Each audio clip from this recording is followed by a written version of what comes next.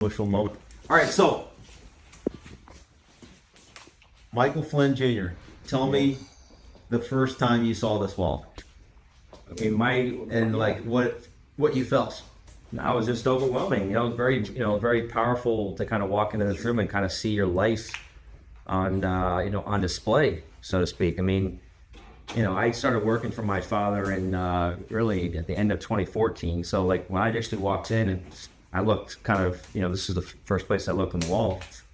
And then I kind of just like, gazed around and was just like, you can't even believe that you lived through something like this. Because that's really what this is. This is like, as much as you see on this wall, this is what we, this is what my family lived through. And, I can't even like the feelings that come up just looking at this, it's definitely emotional, especially when I look at, certain parts of the wall. When I was in here with my father the first time, we, he asked us like, where do you think the most significant, what was the most significant, part of the, of this timeline? Like, I think it's right here, and I kind of pointed to that specific meeting in the Oval Office, January 5th, 2017.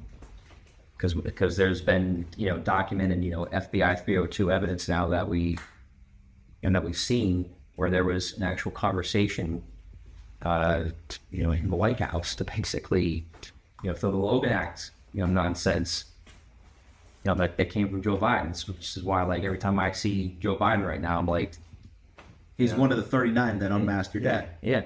Guess who one of the other ones was? Jamie Raskin's wife. Jamie Raskin's wife, yeah. The lead impeachment manager to cover up the Fed's direction on January 6th, 4 years later. Yeah. Right? Mm-hmm. From the day after. Yeah. I think for me, this is probably when it all started. Yeah. When he was placed as a potential vice presidential pick for Trump, that's when the entire op started. Yeah. And that op started from these guys. You. 1, 2, 3. Yep. It's just interesting and they're like, yep. When you talk about this time period, it's like I'm looking at that date and I'm like, man, that was like right before. Right after the GOP convention in Cleveland.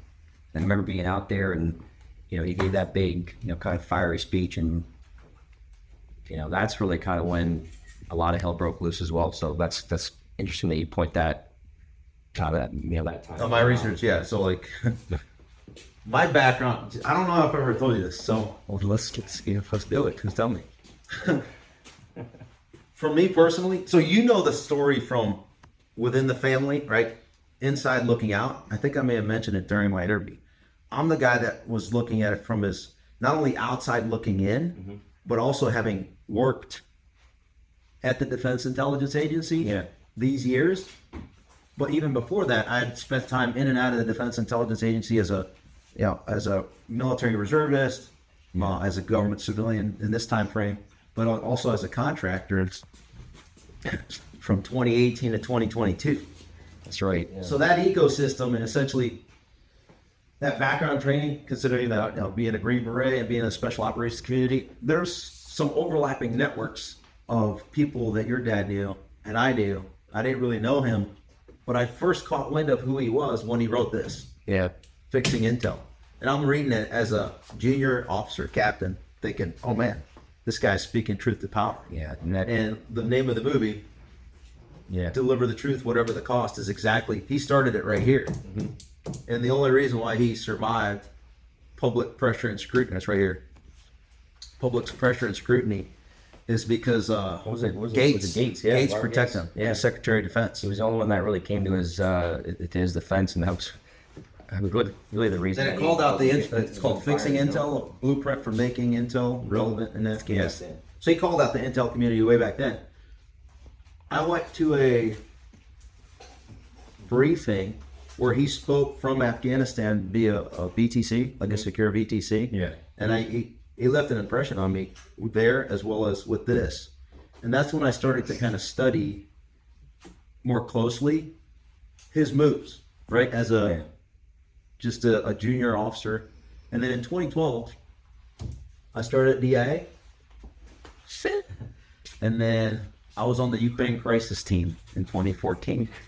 So check this out. It's all interconnected, man. So in 2014, in February and March, I get a phone call asking like, hey, Ivan, where are you at? I was on active duty at the time. And I got called in like, hey, we're putting this Ukraine crisis team together. Would you be interested in, what do you know about what's going on in Eastern Ukraine, this and that? I'm like, how many weeks you got for me to give you because, this is how I think. They're like, all right, can you get your boss to allow you to be there?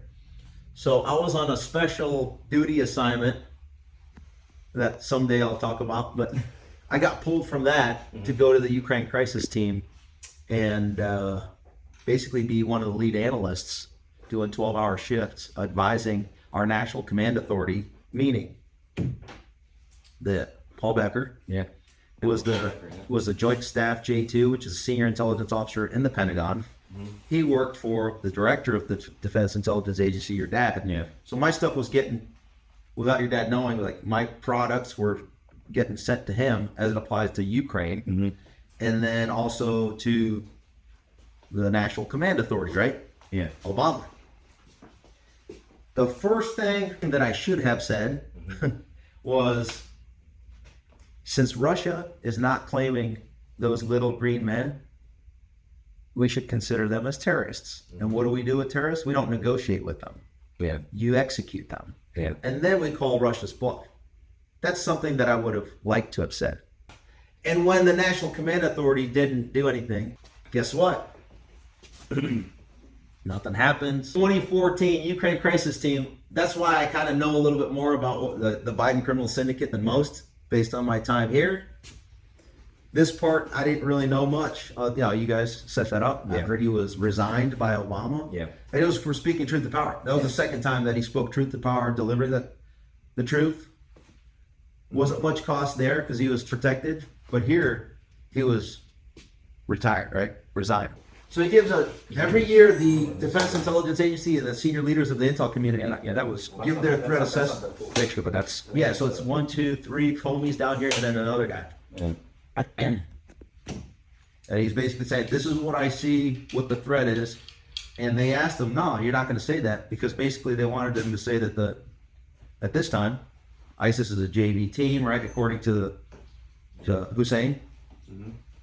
He's like, no, I'm not changing my assessment. This is what I think. Well, apparently he was the one that was right. As Tucker Carlson said, he was the one that said the truth, and the other guys were basically perjuring themselves with felonies before Congress. He puts that out. Obviously, everybody sees it, and then he gets thrown out for speaking truth to power. I mean, that's really when the political persecution began, because I'll never forget when General Flynn told me about, he was called into Clapper's office. Like, he kind of knew, like, the writing was on the wall, so to speak. And he said he went in there, and Clapper's just like, we're gonna need you. You're gonna need to step down. And the first thing that General Flynn said was, does that have anything to do with my leadership? And Clapper was like, no, I don't have to do with that. So it's like, it was obvious after that it was, it was because of that exact threat assessment, and then subsequently that that congressional hearing. But it's just crazy to think about. It's like, because you don't say the right thing, you don't total the fucking line. Yep. They just don't have any use for it. People like me that are one of the 15, 17, whatever thousand within DIA or even the broader intel community that are monitoring this closely, we talk to each other, right? Yeah. It's like, we see it for what it is, and it's unacceptable. Yeah. So I reached out to him on LinkedIn the very next morning. I was like, hey, you don't know me from Adam, Ivan Reichland. I'm sitting here at the Ukraine crisis team. I know exactly, it's obviously political. Yeah. You got a loyal soldier for whenever you need me. Yeah. And then that's when you guys started big. Yeah. And then later on, remember Graham Plaster? I can't remember what This was about the time frame where, remember, he started Uptick, Yeah. the Intelligence Community LLC, and then your dad was on the board, Yep. right? All that. He had me on the board as well. In August of 2015. So think about this from the perspective of Obama, Biden, Clapper, Comey, all those guys. So one of the senior Brennan. members, and Brennan, the senior intel officials that just got thrown out politically, confirmed unanimously by the Senate, appointed by Obama twice to senior positions. Actually, one of the positions that, for 1 year before he was the director of the DIA, he was the director of national intelligence. Yeah, it was As like the guy that coordinated everything from international intel partners to state, local, and tribal in the United States to protect their country. Right? yeah, he's assistant DNI. You clap him. Yep. I mean, he didn't. Yeah, I mean, he basically, while Clapper sat in Washington, General Flynn, traveled around to every agency in the country, doing from border agencies to to everything.